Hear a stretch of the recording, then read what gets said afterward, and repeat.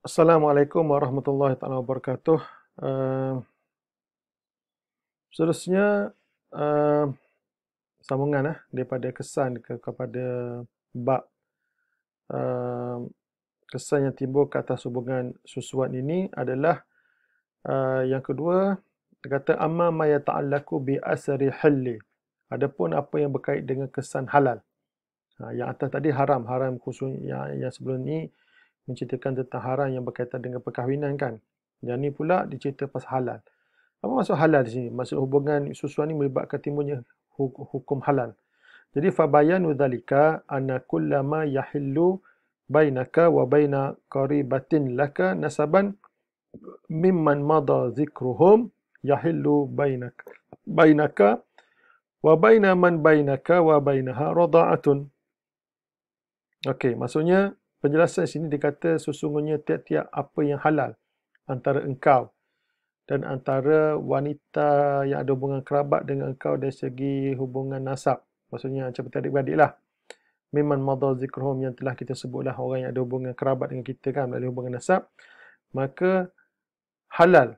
Halal juga antara engkau di antara orang yang ada hubungan dengan engkau melalui hubungan susuan. Melalui hubungan susuan.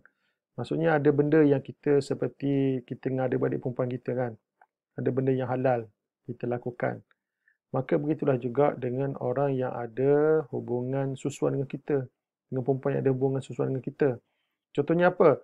Fayahillu bainahuman nadharu. Maka halal lah antara mereka berdua ni melihat. Melihat. Maksudnya hukum melihat kita tahu kan dari segi fiqh kan. Batasan-batasan yang boleh dilihat. Kama yahillu dhalika bainal akhi wal ukht minan nasabi. Sebagaimana halal perkara ini antara adik-beradik lelaki perempuan daripada hubungan nasab. Kan? Kita tahu macam kalau kita ada adik-beradik lelaki perempuan kan. Kita ada batasan-batasan yang kita boleh tengok antara mereka. Maka begitulah juga dengan adik-beradik susuan. Bila dah ada timbul kesan hukum, cukup syarat susuan tersebut, maka dia jadi macam adik-beradik kandung kita. Dari sudut bab melihat. Kemudian watahillu bainahuma al-khulwatu al-muharramatu baina ajnabiyyain. Maka juga halal antara mereka berdua khulwah. Khulwah yang diharamkan antara orang ajnabi. Kalau orang ajnabi lelaki perempuan yang tidak ada hubungan apa-apa, haram kan berdua-duaan kan. Tapi kalau kita macam dengan kita dengan adik-beradik lelaki perempuan kita boleh berada bersama dalam satu bilik kan. Sebab dari segi orang kata apa ni, dari segi hubungan darah tersebut menghalang berlakunya kekeji antara mereka berdua. Maka begitulah juga dengan hubungan susuan. Jadi wa yahillu laha an tusafira ma'ahu fawqa thalathi layalin. Dan terusnya halal juga bagi si perempuan tersebut dia bermusafir dengan adik-beradik susuannya yang lebih daripada 3 malam. Di bab musafir pun juga boleh musafir bersama sebagaimana kita boleh musafir dengan adik-beradik kita, adik-beradik kandung kita. Jadi adik-beradik susuan pun sama juga kedudukan ini. Boleh musafir. Ghaira anna hadha al-hukma la yasughu nadharu qaribi rad'atan ilaiha bi syahwatin. Namun begitu dia kata hukum ini tidaklah boleh dibolehkan melihat seseorang itu kepada kepada wanita yang ada hubungan susuan dengannya melihat dengan secara syahwat. Ataupun perempuan itu pula melihat kepada saudara lelaki susuan tersebut secara syahwat. Melihat kepada syahwat memang tak boleh. Lianna hadha an-nadhara muharramun hatta baina aqaribin an-nasabi.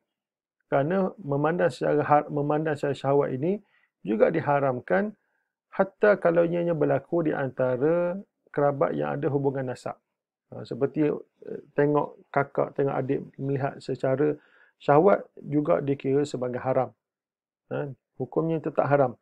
Maka begitulah juga dengan melihat kepada adik-beradik susuan kita dengan syahwat juga dikira sebagai haram perbuatan ini. Okey. Walidzalika faqad kariha mutaakhiru al-fuqaha'i irda' al-mar'ati li ghairi tifliha biduni daruratin wa hajatin. Maka dengan sebab itulah maka telah memakruhkan ahli fiqh mutaakhirin. Ulama Syafi'iyah mutakhirin memakruhkan seorang perempuan tersebut menyusu budak lain.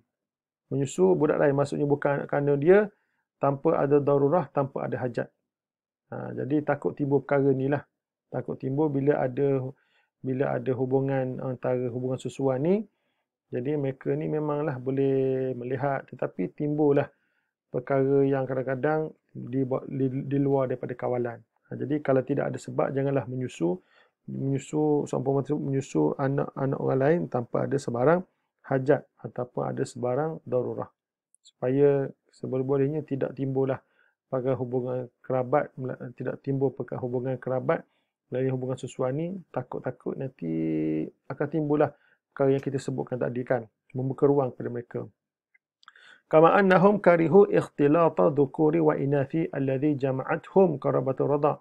Sebagaimana mereka juga, ulama Syafi'iyah mutakhirin juga memakruhkan percampuran antara lelaki perempuan yang mereka ni diikat oleh ikatan hubungan kerabat susuan. Mereka ni bukan kata haram, tapi mereka ni tak apa suka lah, mereka makruh lah. Kata makruh. Mereka ni bercampur. Lelaki perempuan yang ada hubungan susuan tersebut, yang ada hubungan melalui hubungan susuan. Wadhalika bisababi ma qad yatawassalu bihi ila syururin wa muharramatin mukhtalifatin.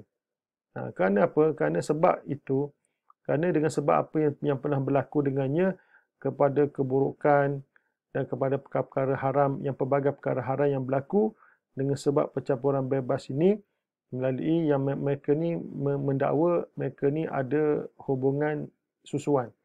Tetapi namun begitu telah berlaku perkara-perkara yang keji lah. Kan? Jadi, dan satu lagi dia kata lidha'fi wazi' dini. Lidha'fi wazi' dini. Dan satu lagi dengan lemahnya pegangan agama. Lemahnya pegangan agama. Kemudian wali adami wujudi wazi' fitri alladhi yakunu baina qarib wal qaribah. Dan satu lagi tidak ada ikatan fitrah. Ikatan fitrah ni maksudnya pegangan fitrah yang berlaku antara seorang lelaki dan seorang perempuan yang ada hubungan kerabat, yang ada hubungan darah. Kerana hubungan darah ni nampaknya lagi kuat daripada hubungan susuan. Walaupun timbul kesan dia, ada kesan dia yang telah kita sebutkan tadi, kan? Tetapi hubungan darah lagi kuat daripada hubungan susuan. Jadi kalau hubungan darah ni menghalanglah mereka ni berlaku perbuatan keji antara adik-beradik lelaki dan perempuan. Tapi nampaknya ni mungkin apa yang berlaku dilihat oleh ahli fiqh mutakhirin. Jadi hubungan susuan ni antara lelaki dan perempuan ni dia tidak sekuat melalui hubungan darah. Jadi sebab itulah berlaku perkara-perkara yang tidak diingini. Jadi dengan sebab itulah mereka ni memakruhkanlah seorang perempuan ini menyusu budak-budak lain tanpa ada sebab, tanpa ada hajat, tanpa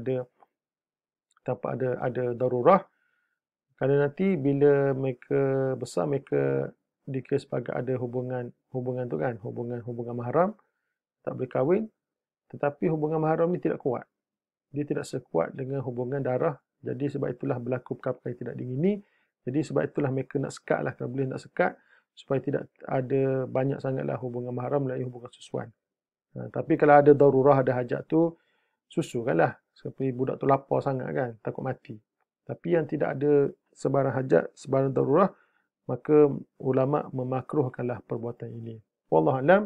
Assalamualaikum warahmatullahi taala wabarakatuh.